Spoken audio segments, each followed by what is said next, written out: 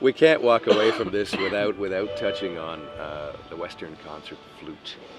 First of all, how many flutes have you played and discarded for whatever reason, do you think?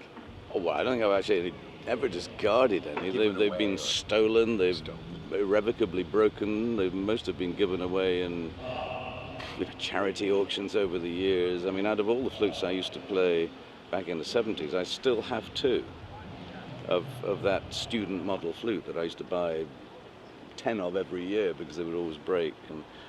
And you know, that was just something that, like, it's the same thing with all the stage clubs. You know, they just all go out. Charity auctions are not a new thing. They've been going on for as long as I can remember, and you sign things and give them away.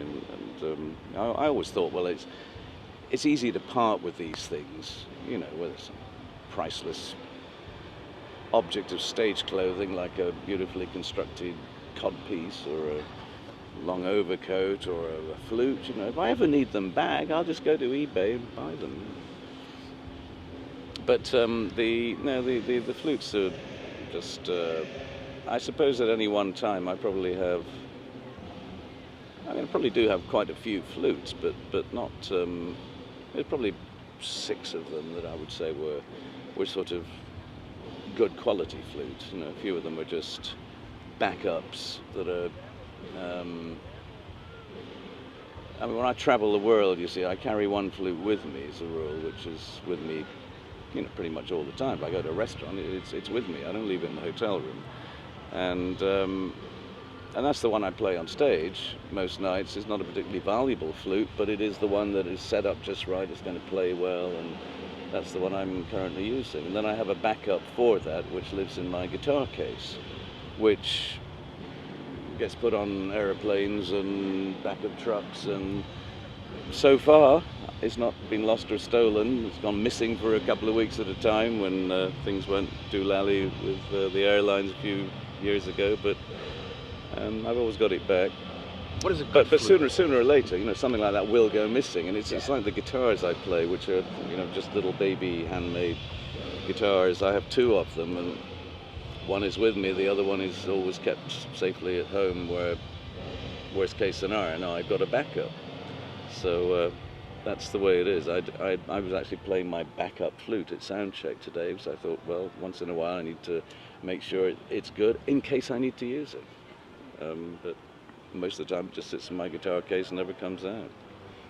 Who would have thought that, to the best of my knowledge, and you probably know far better than I do, that in terms of integrating the flute into rock and roll, that really, after all these years later, you're the only one that has done it with any kind of recognition. Is there anyone else? When I started playing the flute, there were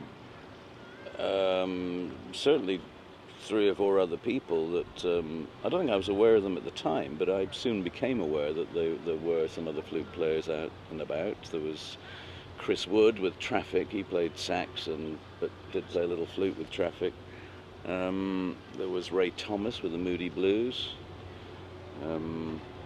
Nights in White Satin has a little flute solo on it, which he played.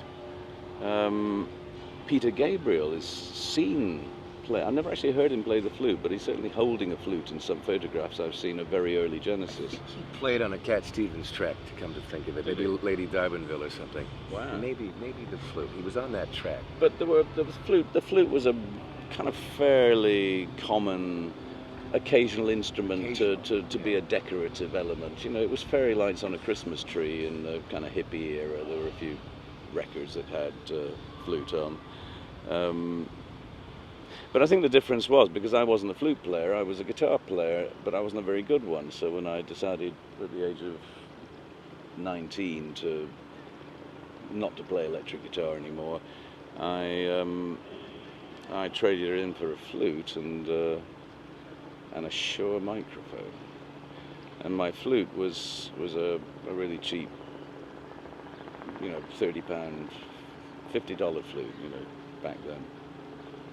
Still only be probably a $200, maybe a $300 flute today, and it wasn't something that I took to instantly. I bought this thing and I just had no idea what you did with it. I had to put it together. There was no book with it, no instruction manual or anything. It was just, So I think I just kind of forgot about it for about 3 or 4 months, and it was probably November of '67, and by then I was 20 years old, and I finally made the effort to try and get some sound out of this instrument, and 2 months later I was playing the flute every night on stage at the Marquee Club. Well, not every night, but every week. And I was a flute player, and that was what I did. But I was playing the flute, but I was still thinking guitar. So what I did with the flute was really make it a surrogate guitar, and it became a solo voice, an aggressive, equal to the guitar in the early Jethro Tull as a solo instrument. And of course it caught people's attention because people knew what a flute was, but it was doing a job that was a little bit more aggressive and a little bit more to the fore, and that I suppose positioned me for the next few years as the rock flute player. But you're quite right, it's strange after all these years there hasn't been a pretender to the crown. There's no other real use of the flute in rock music at that level. It's occasionally popped up here and there, but no one has really made a name for themselves as a flute player in the realms of pop, rock, and even in folk music. The most famous flute player in the world of folk music is Matt Malloy, who plays with the Chieftains, and he's even older than I am. Mm-hmm. And James Galway, of course, who's probably the world's best-known flute player. He's a classical flute player who's known actually to most of the world as having done a couple of pop songs that made it into the charts. A John Denver song and an old traditional Irish folk tune, which are obviously not classical repertoire.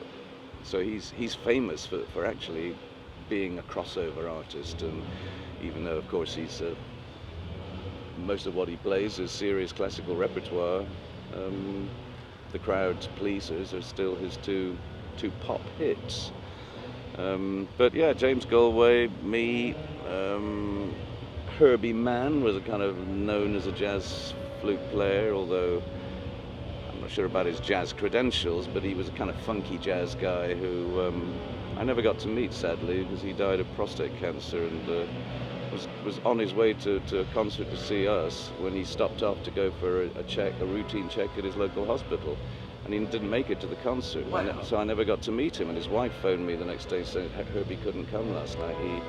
He went to the hospital and he's just found out he's got prostate cancer, and he was dead within a year.